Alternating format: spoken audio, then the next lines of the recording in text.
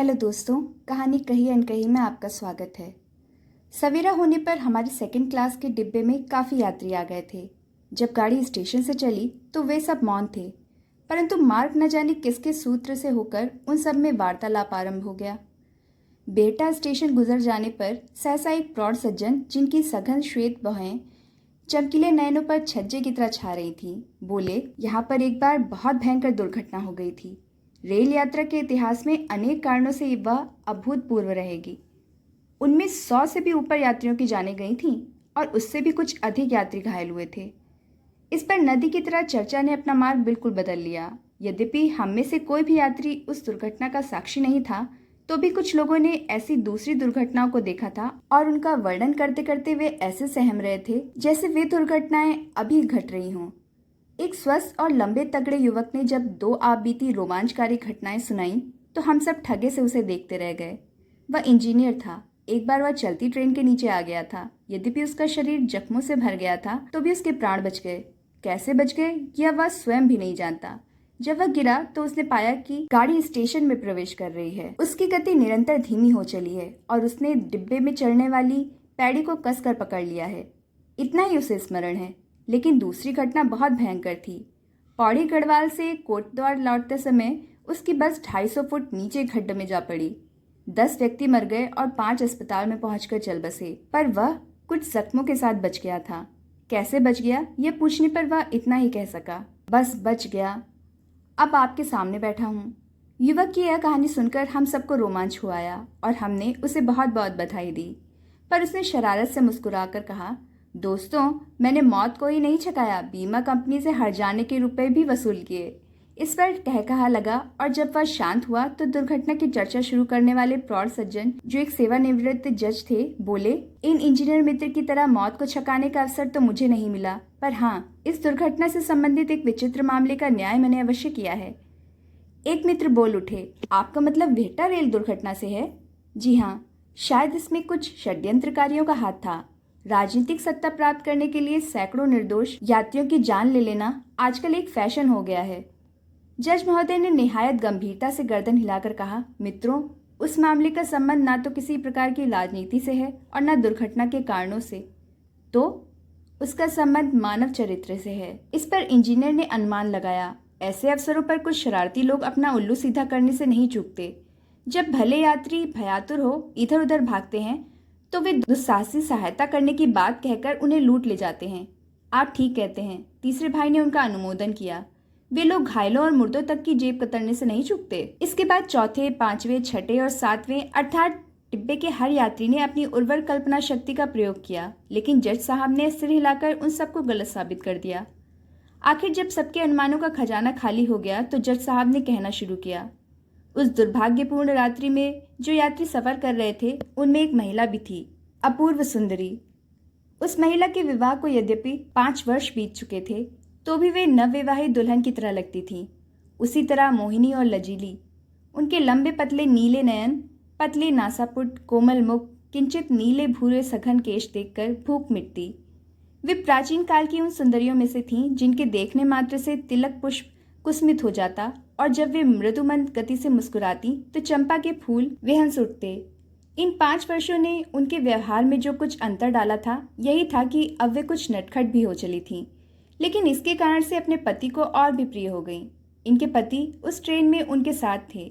वे inter class में थे और सहयात्रियों ने उनके लिए पूरा बर्थ छोड़ दिया था, क्योंकि उनमें से बहुतों को यह गलतफहमी हो गई थी कि वे अभी अभी विवाह करके लौट रहे हैं। बहरहाल, उनकी जिंदगी एक रंगीन पैमाने की तरह थी, जो केवल उन्हीं को नहीं महका रही थी बल्कि आसपास वालों को भी खुशबू से तर कर रही थी। वे प्यार के उन क्षणों को जी रहे थे जिनकी याद बहुतों के जीवन का संबल होती है, और गाड़ी उड़ी जा रही थी, खड़खड़ाती, चिल्लाती, धुआं उगलती और अंधकार की छाती में प्रकाश का छुरा भोंकती। छुरे की उपमा देने पर यात्री कुछ चौंके, पर कथा सूत्र की उत्सुकता ने उन्हें मौन ही रखा और जज साहब एक क्षण बाहर झांक फिर बोलने लगे। उन्होंने अब अपनी कोहनी खिड़की के पुष्ट पर टिका दी। उनके मोटे होठ कुछ इस तरह ऐंठने लगे जिस तरह हमला करने से पूर्व मेढक खाने वाला सांप ऐंठता है। उसके दांत तो होते हैं पर उसमें जहर नहीं होता। उन्होंने कहा, रात हो गई थी और रेलगाड़ी पूरी गति से दौड़ रही थी। प्रायः सभी यात्री ऊँघने लगे, पर वह दंपति अब भी प्रेमालाप में व्यस्त था। पत्नी ने कई बार कहा, अब सो जाइए। पति ने मुस्कुराकर जवाब दिया, न जाने क्यों आज नींद भी तुमसे बातें करने को उत्सुक है। तो मैं सोती हूँ, सपनों में उससे बातें करूंगी। पत्नी खिलखिला पड़ी। पति बोला, अब जो है वह क्या सपने से कुछ भिन्न है? तुम स्वयं एक सपना हो। पत्नी हंस पड़ी। स्वप्न एक भावना है, पर मैं सत्य हूँ, तुम्हारे सामने बैठी हूँ, तुम मुझे छू सकते हो। और इस तरह बातें चलती रहीं, प्रेमियों की निरर्थक बातें, आदि और अंत से हीन, पर जीवन को शक्ति और सुगंध से भरने वाली। लेकिन कुछ भी हो, समय की शक्ति की किसने ठाह ली है?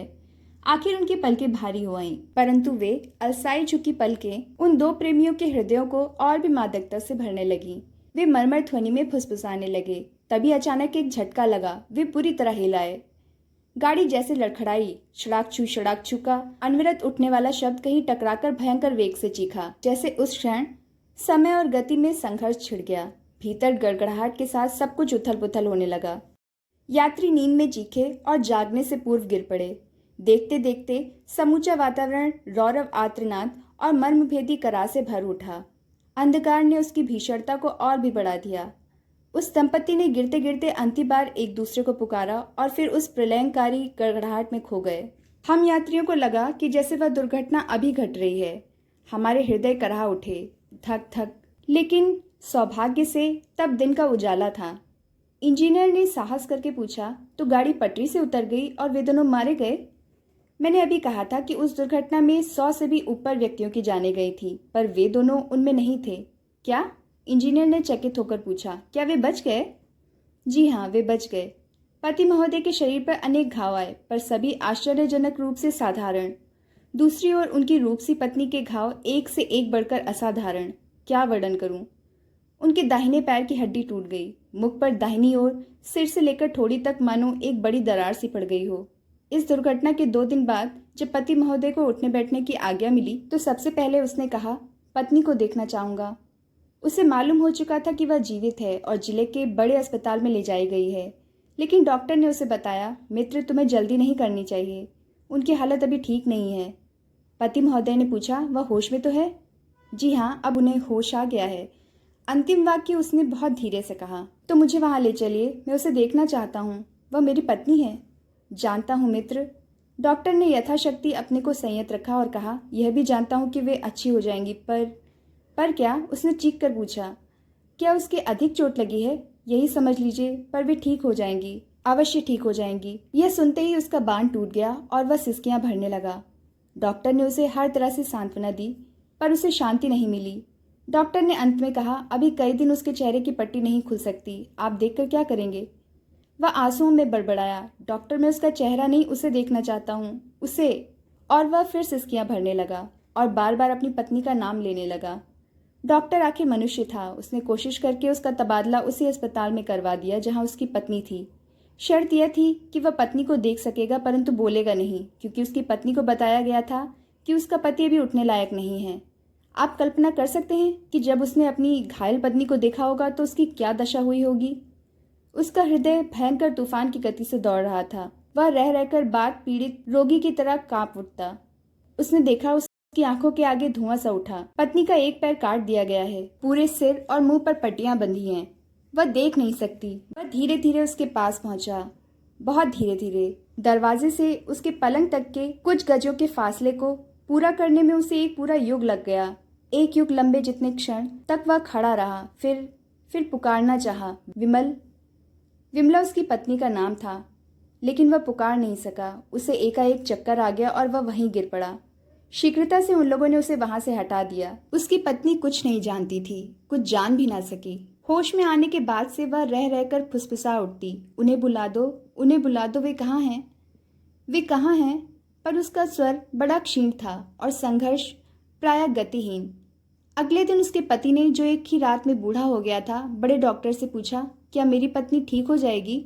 मुझे साफ साफ बता दीजिए। डॉक्टर ने आकर्ण सहानुभूति भरकर कहा, मिस्टर, आपकी पत्नी के प्राण तो बच जाएंगे, पर मुझे दुख है, उसका एक पैर, एक आंख दोनों जाते रहेंगे। मुंह भी कुछ टेढ़ा हो जाएगा, मुंह भी कुछ टेढ़ा हो जाएगा। वह फुसफुसाया, मुझे बहुत अफसोस है मिस्टर, बहुत अफसोस है। 4 दिन पूर्व आपकी पत्नी अपूर्व सुंदरी रही होगी, पर अब आपको सब्र करना चाहिए। और डॉक्टर चला गया। वह कई क्षण आंखें फाड़े उसे जाते देखता रहा। बड़बड़ाता रहा, अपूर्व सुंदरी, सब्र, टेढ़ा मुख, एक पैर, एक आंख, अपूर्व सुंदरी। घंटों तक उसकी यही दशा रही। वह बार बार मदोन्मत्त की तरह हंसा, बड़बड़ाया, अपूर्व सुंदरी, एक आंख, टेढ़ा मुख, अपूर्व सुंदरी, फिर सिसकियां भरने लगा। डॉक्टरों के लिए यह एक समस्या हो गई। उन्होंने सलाह करके उसे अस्पताल से मुक्त करने का निश्चय किया, और जब बड़े डॉक्टर यह निश्चय सुनाने के लिए उसके पास पहुंचे तो उनके अचरज का ठिकाना नहीं रहा। वह पूर्ण शांत था। उसने इस निश्चय का स्वागत किया, केवल जाने से पूर्व एक बार पत्नी को देखने की इच्छा प्रकट की, और इस बार जब वह पत्नी के पास पहुंचा तो ना तो उसका दिल कांपा न वह गिरा। इसके विपरीत वह दृढ़ता से उसके बिल्कुल पास जा खड़ा हुआ। फिर सहसा उसने हाथ उठाया। नर्स ने एकदम मना किया। वह रुक गया, पर दूसरे ही क्षण उसने फिर हाथ उठाया, फिर गिरा लिया। पर तीसरी बार उसने दोनों हाथ उठाए। नर्स ने तीव्रता से रुकने का इशारा किया, पर इस बार वह नहीं रुका, बल्कि तेजी से आगे झपटा और उसके दोनों हाथ घायल पत्नी के गले पर जम गए। क्षण भर में उस कमरे की दुनिया पलट गई। नर्सों का पागलों की तरह भय से चिल्लाते हुए भागना, उसका दांत भींचकर शैतानी शक्ति से गला दबोचना, पत्नी की भयानक चीख, और उसके बाद उसने मृत पत्नी का एक सुदीर्घ क्षण तक चुंबन किया और फिर पसीने से तर हाँफते हुए अस्पताल के अधिकारियों और कर्मचारियों की भीड़ से कहा, मैं अब कहीं भी चलने को तैयार हूँ। यहाँ आकर जज महोदय मौन हो गए। उनका मौन मुख आंसू और पसीने से तर था, पर हम सब जैसे एक दुस्वप्न से जागे हों। हमारे हृदय आतंक से धड़क रहे थे और गाड़ी स्टेशन में प्रवेश कर रही थी। इस बार भी इंजीनियर ने साहस किया। एक सुदीर्घ निश्वास छोड़कर उसने कहा, तो यह मामला था जिसका आपको फैसला करना पड़ा?